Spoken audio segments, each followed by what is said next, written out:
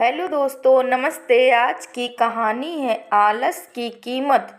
दिन के 12 बज रहे थे, लेकिन मोहन अभी भी सो रहा था। उसकी माँ सावित्री देवी ने आवाज़ दी, उठ जा बेटा, देख सूरज सर पर चढ़ आया है। कब तक सोता रहेगा? लेकिन मोहन पर कोई असर नहीं हुआ।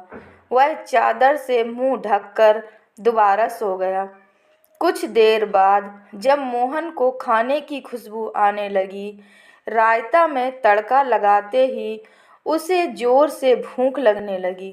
मोहन उठा और सीधा माँ के पास रसोई में पहुँच गया और बोला, माँ, क्या बनाया है? पहले जाकर नहा, फिर आना रसोई में। दाल चावल बनाए हैं। दाल चावल मोहन को बहुत पसंद थे। वह फटाफट आंगन में गया और कुएं से बाल्टी भरने लगा। इसी बीच उसे याद आया कि उसने दांत तो साफ किए ही नहीं। उसने फटाफट मंजन लेकर दांतों को रगड़ लिया और साबुन लेकर बैठ गया नहाने। जल्दी से नहाकर कपड़े पहनकर रसोई में पहुंच गया। तब तक खाना तैयार हो चुका था। माँ ने खाना परोस दिया। खाना बहुत ही स्वादिष्ट बना था। मोहन ने भरपेट खाना खाया। वह खाना खाकर उठा तो माँ ने कहा, अब कहाँ चल दिया? माँ, लगता है खाना कुछ ज़्यादा ही खा लिया। बहुत तेज नींद आ रही है। मैं तो सोने जा रहा हूँ। हे भगवान, अभी 1 घंटे पहले ही तो सोकर उठा है। तुझे बस सारा दिन यही काम है, उठो, खाओ और सो जाओ। तुझे पता है तेरे पिता खेत में कितनी मेहनत करते हैं, तब हमें 2 वक्त की रोटी मिलती है। कुछ नहीं तो जाकर उनकी मदद ही कर दिया कर। उनके लिए खाना ले जा, मैं अभी तैयार कर रही हूँ। इतना सुनकर तो जैसे मोहन पर तो जैसे दुखों का पहाड़ ही टूट पड़ा। माँ, तुम्हें पता है इतनी धूप में पहले भी एक बार मैं खाना देने गया था, आकर कितना बीमार पड़ गया था। तुम ही चली जाना, मैं तो सोने जा रहा हूँ। सावित्री को बहुत गुस्सा आया। इससे पहले वह कुछ कहती, मोहन तेजी से अपने कमरे में जाकर सो गया। सावित्री खाना लेकर खेत पर पहुंची। उनके पति बहुत मेहनत से खेत जोत रहे थे। सुनो जी, पहले खाना खा लेते। अरे तुम इतनी धूप में क्यों परेशान होती हो? मोहन के हाथ से खाना भेज देती। हमारे तो भाग ही फूट गए हैं। ऐसा आलसी बेटा मिला है, बस खाता है और सो जाता है। भगवान जाने इस लड़के का क्या होगा। चिंता मत करो, एक दिन सब ठीक हो जाएगा। मोहन के माता पिता मोहन की आदत से बहुत परेशान थे। वह कोई भी काम नहीं करता था, बस सारा दिन सारी रात सोता रहता। एक दिन मोहन के पिता ने कहा, बेटा, मैं खाद और यूरिया लेने शहर जा रहा हूँ। 2 दिन लग जाएंगे। फसल तैयार होने वाली है। तू सुबह खेत पर चले जाना और सारा दिन वहीं रहना। शाम को खाना खाकर रात को वहीं सोने चले जाना। कहीं कोई जानवर खेत में घुस ना जाए या कोई और हमारी फसल को नुकसान ना पहुंचा दे। मोहन बोला, पिताजी, मुझसे ये सब नहीं हो पाएगा। आप माँ को बोल दीजिए। नालायक, खेत की देखभाल आदमियों का काम होता है। अगर मुझे पता लगा तू खेत पर नहीं गया या फसल को नुकसान हो गया तो तेरी खैर नहीं। मोहन डर गया। वह पिता के जाने के बाद माँ से बोला, माँ, सुबह जगा देना, नहीं तो पता नहीं पिताजी क्या करेंगे। सावित्री मोहन को सुबह 4 बजे जगा देती है।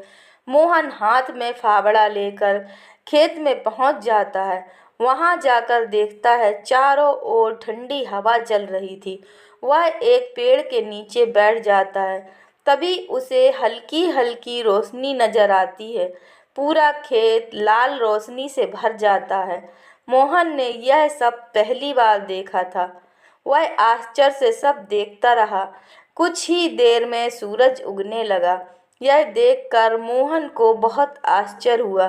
कुछ ही देर में सभी गांव वाले खेत में काम करने आ गए। सब अपने अपने खेत पर काम कर रहे थे। मोहन पेड़ के नीचे बैठा था। तभी उसके पास के खेत से हरी काका आए और बोले, मोहन, मेरे खेत में पानी लग गया है, अब तू अपने खेत में पानी काट ले। मोहन बोला, काका, मुझे तो कुछ पता ही नहीं, ये सब तो पिताजी ने कभी बताया नहीं। हरी काका ने कहा, बेटा, कभी पिता के साथ खेत पर आया है, तुझे पता होगा। हरी काका ने अपने बेटे को बुलाकर पानी मोहन के खेत की ओर कर दिया और कहा, जब पूरा खेत भर जाए तो हमें बता देना।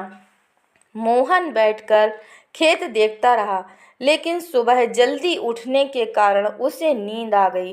खेत में बहुत पानी भर गया। तभी हरी काका दौड़ते हुए आए और मोहन को डांटते हुए बोले, नालायक, यहाँ सोने आया था, अपने पिता की सारी मेहनत बर्बाद कर दी, सारी फसल नष्ट हो गई। मोहन हड़बड़ा कर उठा। उसका खेत पानी से लबालब भरा हुआ था। हरी काका ने जल्दी से पानी दूसरी ओर काटा, लेकिन तब तक बहुत देर हो चुकी थी। लगभग आधी फसल खराब हो चुकी थी। मोहन बहुत डर गया कि जब पिताजी आएंगे तो उसे बहुत डांटेंगे। उसने डरते हुए हरी काका से पूछा कि काका, अब कुछ नहीं हो सकता। हरी काका ने कहा, नहीं बेटा, तैयार फसल का ध्यान बच्चे की तरह रखना पड़ता है। समय से पानी, खाद देना, जानवरों से बचाना, इसीलिए हम दिन रात खेत पर रहते हैं। अब तो भगवान ही मालिक है। मोहन पेड़ के नीचे बैठा रोता रहा। दोपहर को सावित्री खाना लेकर आई। उसे सब पता लगा। उसने भी मोहन को बहुत डांटा। शाम को मोहन घर नहीं आया, ना ही उसने खाना खाया। उसकी भूख, प्यास, नींद सब उड़ चुकी थी।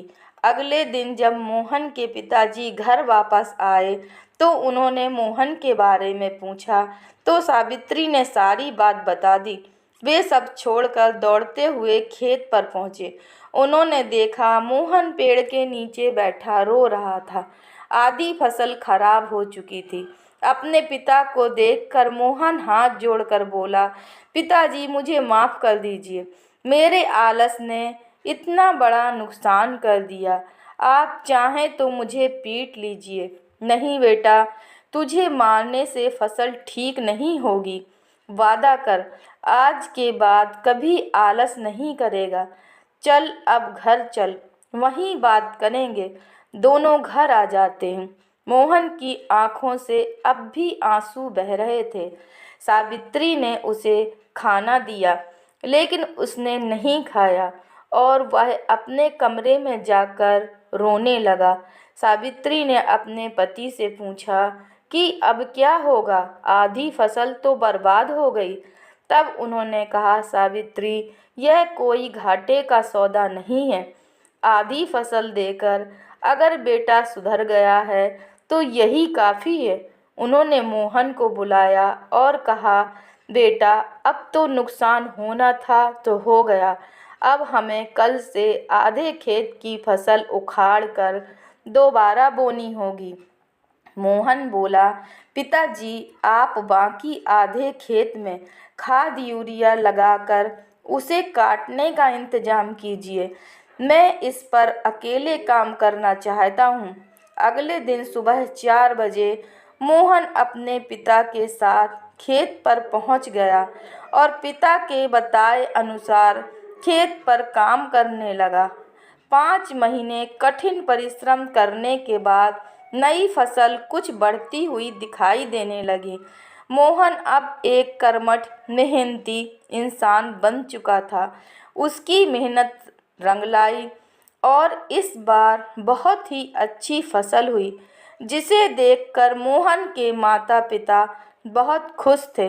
दोस्तों, अगर यह कहानी आपको पसंद आई है तो कृपया लाइक कीजिए, शेयर कीजिए और चैनल पर नए हैं तो कृपया चैनल को सब्सक्राइब कीजिए। धन्यवाद।